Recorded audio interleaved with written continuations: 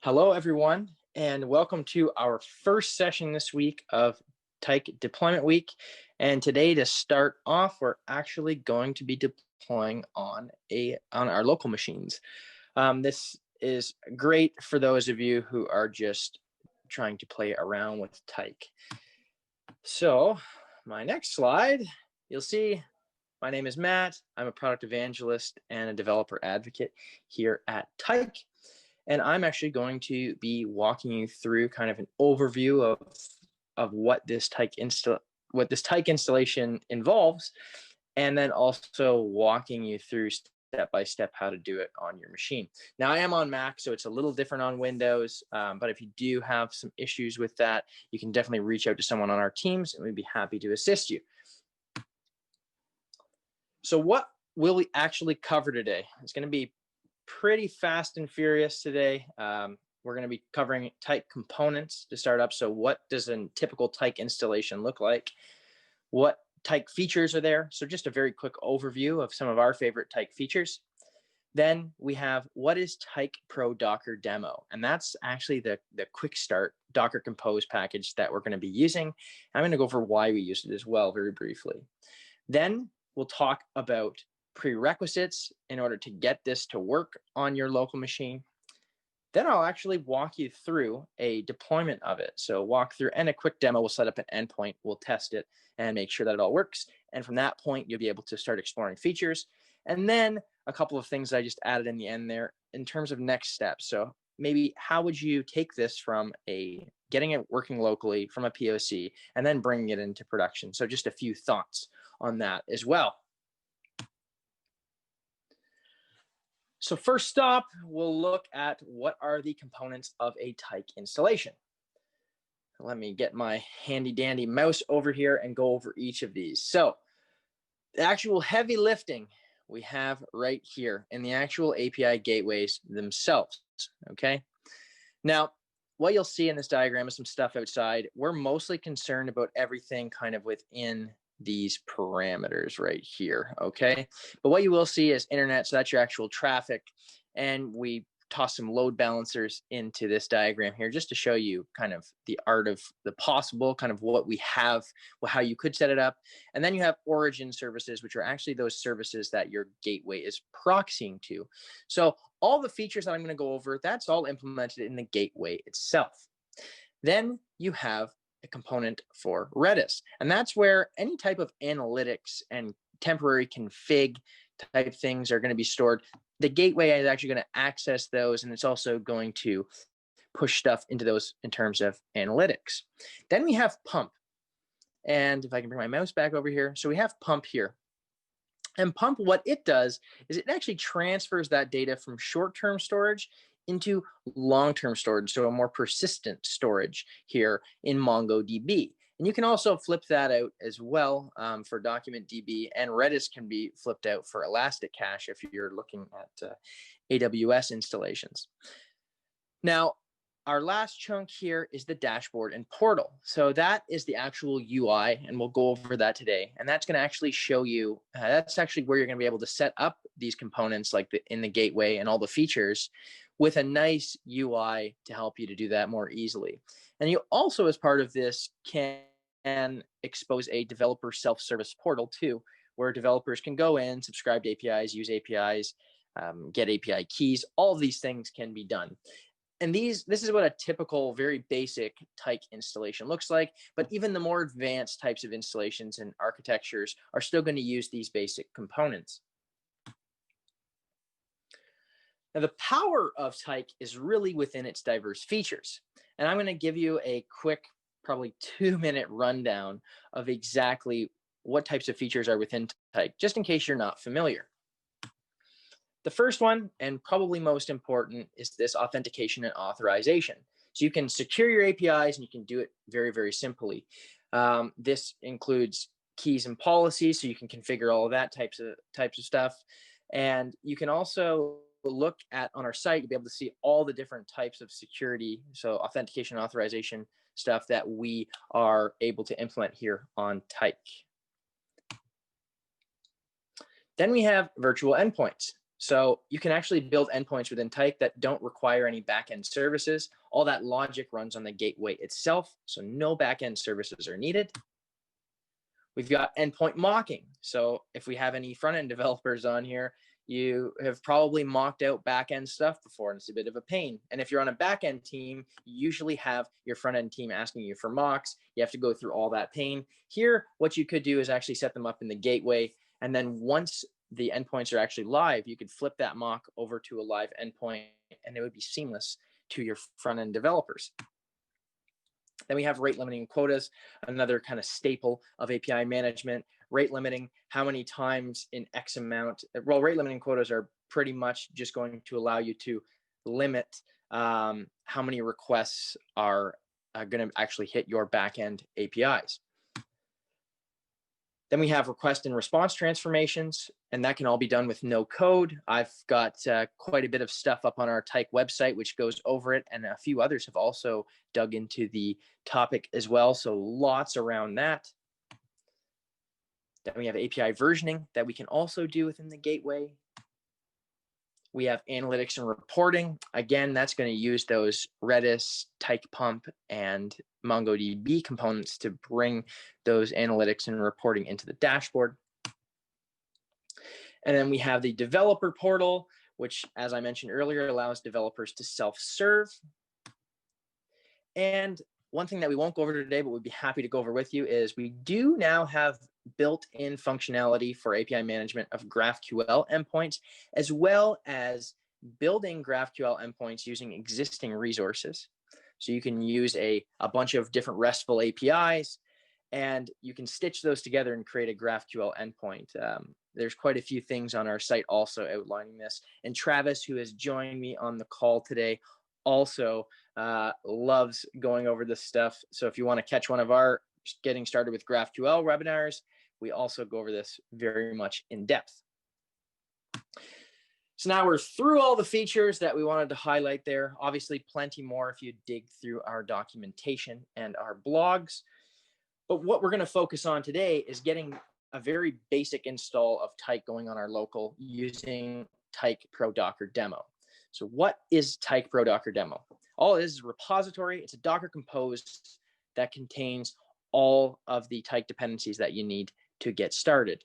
It only requires a single server to run, and that's another reason why we like to use it. It's not very complex to get going, and you'll see when I start to go that it takes about 5 minutes to get up and running, especially if you have all the dependencies already installed.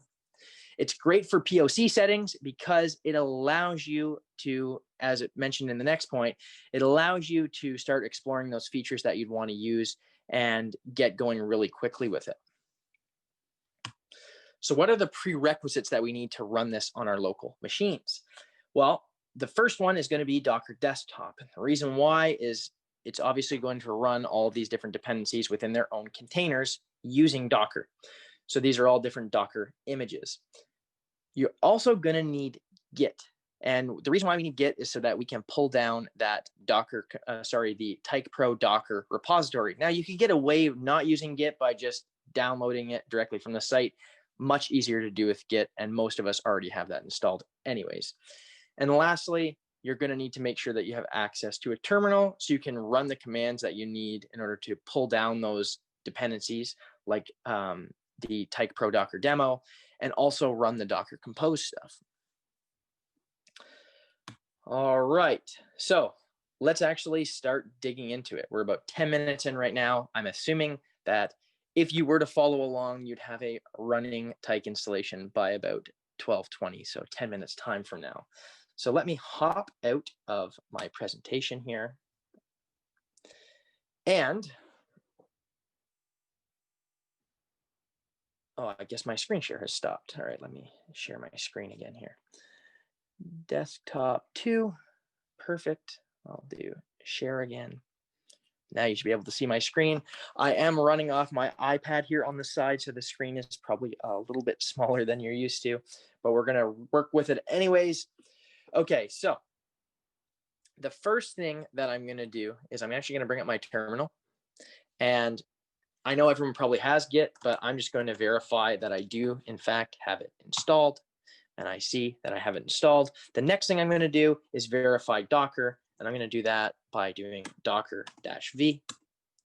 Now, if you don't have those dependencies installed, you can install them pretty quickly. Now, the next thing that we'll do here is actually pull down this tyk-pro-docker demo.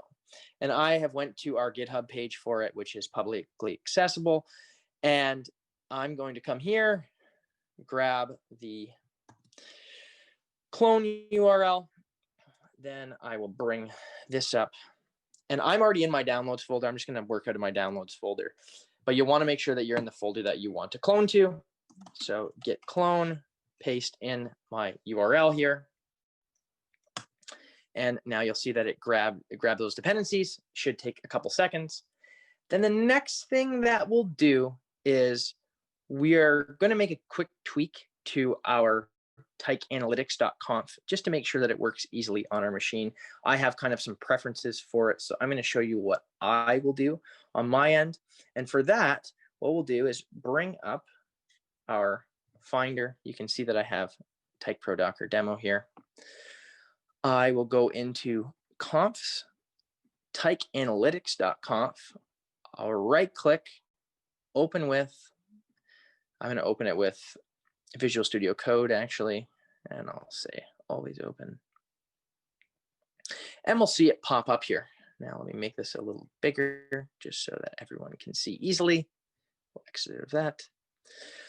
Now this is the main configuration for the actual dashboard. And what I'm going to do here is, now sometimes what you'll see in some of our demos is that we do fill in our license key. So if I do find, you'll see sometimes that we plug in the license key here. I'm not going to do that. I'm actually going to do that through the Bootstrap process itself, but you could plug in your license key here if you wanted to.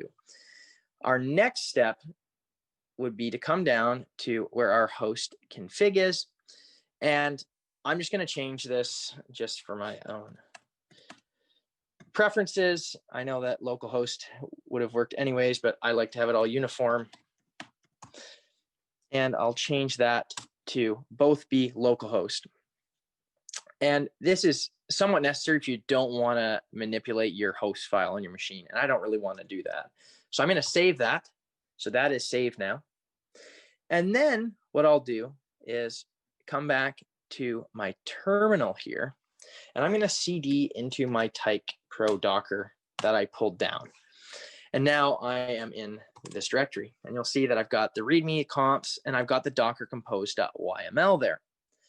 The next thing I'm going to do is actually run that docker compose. And I'll do that by running I'll do docker-compose, if I can type correctly, up-d. And now I'll run this. Now, if you're running this on your local, it may take a few minutes to pull down those dependencies. I already have the dependencies pulled down because this isn't the first time that I've run this. So now this should be up and running. Now, I do apologize if I have to do some workarounds here because I have this running on my local and have run through this a few times. I might have a hiccup or two here, but we will get it sorted. So now what I want to do is go to the dashboard itself, which actually runs on port 3000. And as you can see, it refreshed there. So you're going to want to go to localhost on port 3000. And that should bring you to this screen here, which is our first do you have a license screen. So what you'll see is unlicensed dashboard in the tab there. You got a few things you could do here. You could sign up for a free license if you don't have one. If you're an existing user, you can renew your license here. Or you can talk to an account manager and we can grab you a license that you can paste in here. And I'm going to grab one right now that I've generated earlier today, and I'm going to paste it in here. And there is my license. Now I'll click Activate Key, and you'll see that my next step here is to actually put in all my information for this dashboard setup. So my organization name is Tyke. Organization slug will be Tyke. Matt at tyke.io. I'll do Matt, Tanner, and then we'll just do a simple password here just because it's on local. Then I'll do, I've agreed with the terms and conditions, and then I'm going to click Bootstrap. And what that's going to do is actually allow me to start doing stuff within the dashboard. Click Bootstrap, and if your license key is invalid, it will tell you that there, and then you'll have to reach out to us and grab a new license key, no problem. So at this point, we actually have Tyke up and running on our local. And as you can see, it's 12:16 right now. So it took me about 5 minutes to get that going. My next step is I'm just going to create a quick API, a proxy to HTTP bin, which is a service that you can use to do some tests on. And then we're going to ping it with Postman just to make sure everything is working correctly. So for those of you not familiar, this is the Tyke dashboard. If this looks different than the dashboard that you're using, it's because this is version 3.0, which is not our latest release, but it's our latest major release. So there's a lot of UI improvements. So it might look a little different than you're used to. I'm going to do, I came down here, I came to APIs under system management, do add new API. I'm just going to call this API test. It'll be a REST API. You'll see that we have the GraphQL type available here if you want to dig further into that. You'll see that my license path is automatically created, and by default, it points to this http-bin.org, which is that service that I mentioned that we'll use just to test this out. Then I'll click Configure API. Now, everything that we have here is fine, except for, to make it easier for our test, I'm going to change our authentication mode from authentication token to open keyless. And that means that there will not be any security on this endpoint that we're exposing. Then I will click Save. Now you'll see API test is here. I'm going to grab this URL. And this is another thing, if you change that stuff in Tyke Analytics, it populates this correctly for you.